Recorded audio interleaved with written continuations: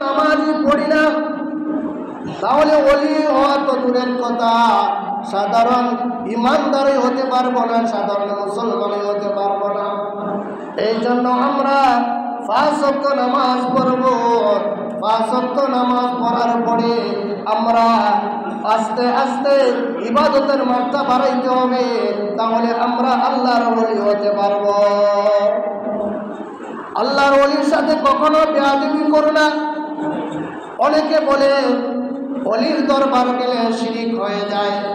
ও দুনিয়ার মানুষ, আল্লাহর সাথে যদি কাউকে শরীক করা হয় তাহলে শিরিক হয়, কিন্তু ওলির দরবারে গিয়া যদি বলেন রাব্বুল আলামিন আমি তো গুনাহগার, তোমার ওলি তো নিষ্পাপ, উনার ওসিলায় আমার দোয়া কবুল করো, তাহলে কি শিরিক হইব?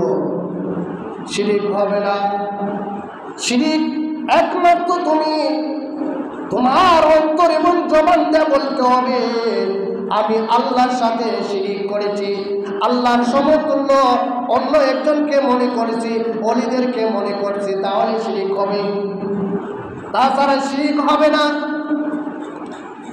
ওলি আল্লাহর মাজার জিয়ারত করতাম, আমাদের বাবা আমাদের মা যারা আমাদেরকে ছেড়ে অন্ধকার কবরে শুয়ে আছেন তাদের কবর জিয়ারত করতাম না, বাদ দিলাই যা। হ্যাঁ, যদি মাজারে যাওয়া যদি নিষেধ হয়ে যায় তাহলে মা বাবার কবরের পাশে কেমন করে যাবো, এটা প্রশ্ন জাগে কিনা? যদি বলি আল্লাহর মাজার যাওয়া হয়ে যায়, নিষেধ হয়ে যায়, তাহলে মাজার সবার হয় না, যারা ওলি তাদের মাজার হয়, আর সাধারণ মানুষগুলার কবর হয়, আর নবী রাসূলের রওজা হয়, এটা বুঝতে হবে। বিভিন্ন স্তর আছে, ডাইলে চাউলে যদি খিচুড়ি করিলেন তাহলে হবে না। তুমি কবর কাকে বলে এটা তুমি জানতে হবে, মাজার কাকে বলে সেটা জানতে হবে, রওজা কাকে বলে জানতে হবে, কাবা কাকে বলে জানতে হবে। এগুলা জানার পরে তুমি সঠিকভাবে তুমি যদি আল্লাহর দেখানো পথে চলতে পারো তাহলে তুমি আল্লাহর ওলি হতে পারবে। একজন আল্লাহর ওলির ঘটনা সংক্ষেপে বলে শেষ করে দিব। আমরা অনেক পাগলের সাথে বেয়াদবি করি, অনেক মানুষ আছে সাধারণ মানুষকে হালকা পা লেগে গেলে আমরা চর মেরে দেই কিনা? চল্লার দিউসটা যা যার মন চায় মাগনা ফিটা দিলে কেউ বাদ দেয় না। একজন আল্লাহর ওলি, উনি রাস্তার পাশে বসে আছেন, আর এদিকে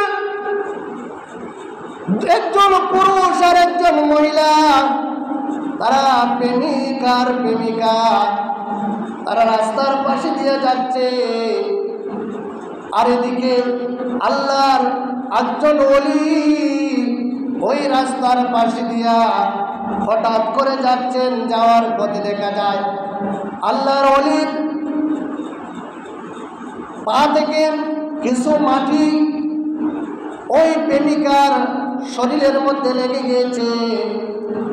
এই জন্য ওই প্রেমিকটা আল্লাহর ওলিকে মারধর শুরু করে দিয়েছে, ওনার গালের মধ্যে একটা চর মেরে দিয়েছে। আল্লাহ পাক রব্বুল আলামিন ওই আল্লাহর ওলি কিছু বলে না, না বলে শুধু আল্লাহর দরবারে একবার চেয়েছে, চাওয়ার সঙ্গে সঙ্গে আল্লাহ পাক রব্বুল আলামিন দোয়া কবুল করে নিয়েছেন।